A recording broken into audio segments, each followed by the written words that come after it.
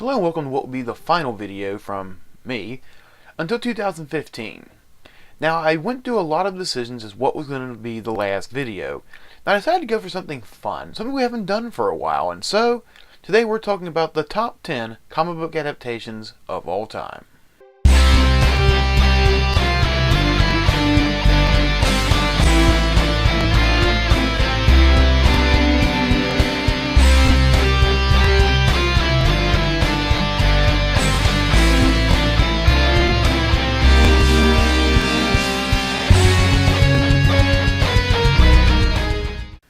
Let's begin with number 10, The Fantastic Four. Despite its flaws, this cinematic outing for Marvel's first family is in my opinion a net positive, even with the changes to the origin to include Doctor Doom and giving him superpowers of his own, and even with the few scenes that frankly don't make any sense. Those aside, it's an interesting film and something I find myself watching a lot. It did a good job of establishing the characters, and more importantly, it kept them a lot truer to their comic book origins than a lot of other comic book movies I've seen. Now, the sequel completely betrayed this outing, but you know what? We'll make that the first video of 2015. Next up, let's go with number 9, The Amazing Spider-Man. The big reboot of the Spider-Man franchise honestly outdid the three that came before it in my opinion. Andrew Garfield not only gets Peter Parker, but the sarcastic wit of Spider-Man. More than that, he proves you can play a geeky character and still have some level of charisma. Tobey, on the other hand, This happened to me. I made my mistakes, got nowhere to run. The night goes on as I'm fading away. I'm sick of this life, I just wanna scream. yeah, just no. No. Despite this movie having an admittedly goofy villain plot, it still comes out as clearly a superior film for your friendly neighborhood Spider-Man. Next up, let's look at number 8, X-Men. The first X-Men film is in my opinion the best. The reason for that is it's the only one you felt like was a self-contained story. All the other X-Men films have had the classic sequel bait ending and frankly in my opinion focus way too fucking much on Wolverine, to the detriment of the other characters. Now here, yes, Wolverine is a plot-related focus. However, all the other characters get enough development within the film. Patrick Stewart and Ian McKellen are the perfect Professor Xavier and Magneto. They end up basically stealing every scene that they're in. In fact, most of the characters are very close to their iconic counterparts with two exceptions, Storm and Rogue. Storm seems way too immature and almost as a sidekick to Cyclops in this film, as opposed to being the wise one of the group, even giving Professor X counsel from time to time. Rogue, on the other hand, got turned into basically a doormat, nothing like her badass comic book alter ego. However, those two complaints aside, this is definitely my favorite of the X-Men films. Number 7, Hellboy. Now here's a hero I can relate to. Hellboy is the definition of the comic book everyman. His story is pretty simple. He just wants to live in peace, and yet bad things continue to happen to him. The story actually begins with his literal origin. We see how he ended up coming to Earth. From there we see he developed not as some maniacal demon as his would-be jailer had for him, but when he comes to the hero's side, and we see that he grows up to be basically an all-American boy. More than that, every member of his team is given plenty of development and they are all three-dimensional characters. On top of the villain, which, while cliched as hell, is a good foil for Hellboy, and he does have a decent threat. More than once you will wonder if Hellboy is going to make it through the adventure, making it a great watch. On top of that, this movie shows why CGI should be used when it's necessary, not when it's easy. Most of the effects in this film, and even its sequel, are done practically unless it was impossible to do. It's a fun time, and if you haven't seen it, I'd advise you watch it. Next up, we'll take a look at number 6, Watchmen. When it comes to matching the source material, Watchmen, I think, is the closest you may ever see. It is basically a scene-for-scene shot of the graphic novel.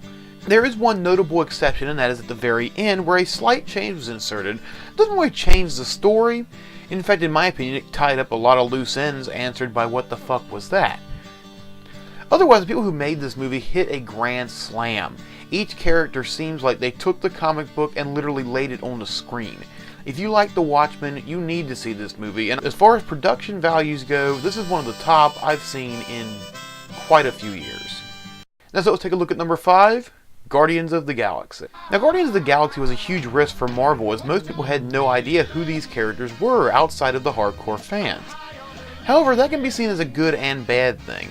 While yes, it doesn't already have a huge following, it also doesn't have people who are going to be nitpicking everything about your film.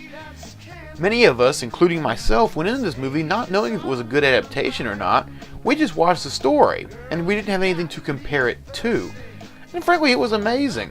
It brought the Infinity Stones back into the story from where Thor 2 left off, gave us a real look at the main villain for Phase 3 of the Avengers, and more importantly, introduced a team that, while not necessarily super, a team that we all get behind.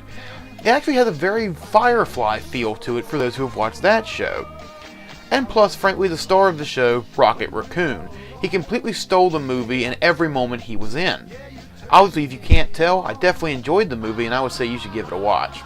Next, we'll take a look at number 4, Batman. Despite people's love for the Nolan trilogy, I still hold that the 1989 version is still the best. Michael Keaton not only made a clear distinction between Bruce Wayne and Batman, but he did it without sounding like he had throat cancer. And while yes, some of the effects don't really hold up, most of the film still works, and for a movie that's 25 years old, that's pretty impressive. And finally, Jack Nicholson as the Joker. Say what you will about Heath Ledger's Joker, but frankly, to me, Jack Nicholson will always be the clown prince of crime. To each their own, but to me, this is the perfect version of The Dark Knight. Let's take a look at number 3, The Avengers. This would be the best comic book film I've seen in quite a few years.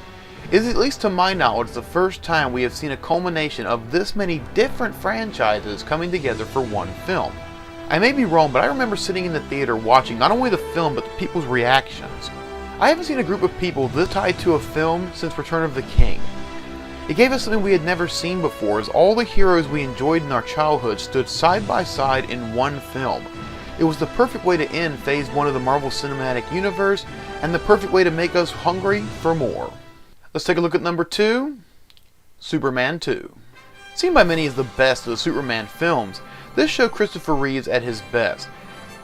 Not only being able to portray Superman and Clark Kent, but even an interesting hybrid of the two when he loses his powers. Now obviously I don't think there's anybody on Earth who hasn't seen this film, but if you have, it's Superman battling his nemesis General Zod.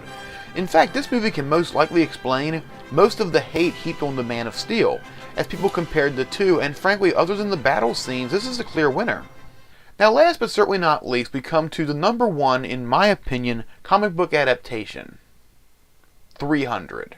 Not only is this the perfect adaptation of Frank Miller's graphic novel, it is also based on one of the most inspiring military events in human history. The acting is flawless, the action top-notch, and more than that, it does a great job of blending comic book and historical event, much like the graphic novel did before it. In fact, several of the lines and moments in the film are actually taken from Leonidas' war journal from the actual person. Even the infamous scene where the character says, "Our arrows will blot out the sun." Then we will fight in the shade. that really happened. Now, it may not have been exactly as it was shown, but regardless, that exchange actually happened historically. I always found that pretty interesting that a story like this, even if not exactly like this, actually happened. Now yes, we do know historically that 1,000 of the Greeks stayed behind, so it was actually 1,300 versus the Persian army there at the end.